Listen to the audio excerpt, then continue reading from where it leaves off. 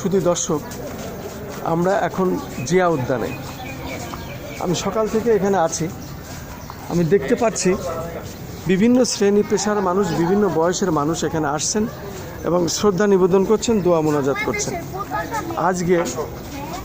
আজকে হলো 26শে মার্চ, মহান বিজয় দিবস, স্বাধীনতা দিবস, এবং স্বাধীনতার ঘোষক শহীদ প্রেসিডেন্ট জিয়াউর রহমান এখানে শায়িত আছেন এবং ওনার সহধর্মিণী সাবেক 3 বারের প্রধানমন্ত্রী এবং আপসীন দেশনেত্রী বেগম খালেদা জিয়াও এখানে শায়িত আছেন।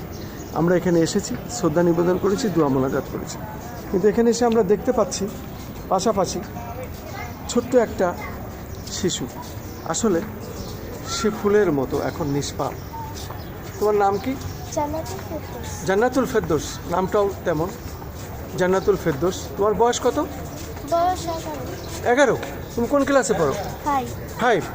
আমি দেখতে পাচ্ছি ফুলের মতো নিষ্পাপ এই শিশু, সে নিজেই আবার ফুল বিক্রি করতে এসেছে এখানে।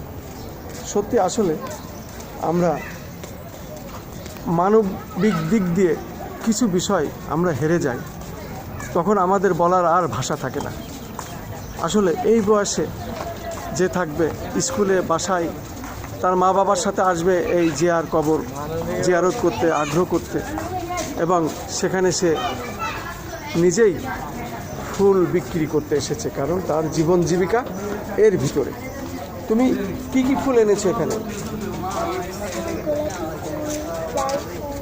হ্যাঁ, নাম বলো। হলুদ ফুল, গোলাপি ফুল, লাল ফুল। কোনটা কত করে বিক্রি করছো? সবই 20 টাকা করে। সবই 20 টাকা। তা কিছু বিক্রি হয়েছে? শুধু দর্শক, আমি আসলে এই কবিতাটা না বলে আর পারলাম না। জোটে যদি মোটে 1টি পয়সা, খাদ্য কিনিও ক্ষুধার লাগি, 2টি যদি জোটে তবে অর্ধেকে ফুল কিনে নিও হে অনুরাগী। বাজারে বিকাই ফল তন্ডুল, সে শুধু মিটাই দেহের ক্ষুধা, হৃদয়ে প্রাণের ক্ষুধা নাশে ফুল, দুনিয়ার মাঝে সেই তো সুধা। রসুলুল্লাহর বাণী। আমি যতটুকুন পারি ততটুকুনি আমি শোনানোর চেষ্টা করলাম। পাশেই আমি দেখতে পাচ্ছি আরেকজন বয়স্ক মানুষ, প্রবীণ লোক, উনিও আজকে শহীদ প্রেসিডেন্ট জিয়াউর রহমানের কবরে এসেছেন এবং বাংলাদেশের পতাকা সহ, ক্যাপ সহ সব কিছু উনি বিক্রি করছেন, আমি দেখতে পাচ্ছি। আপনি যদি একটু বলতেন যে আপনার